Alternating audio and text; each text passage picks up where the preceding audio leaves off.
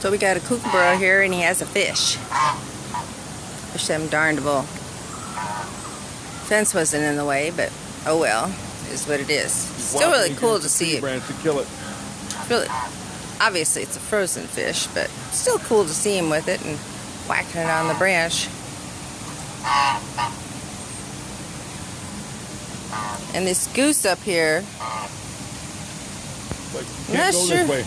I'm thinking he's telling us, don't, this is my sidewalk and you need to go a different direction.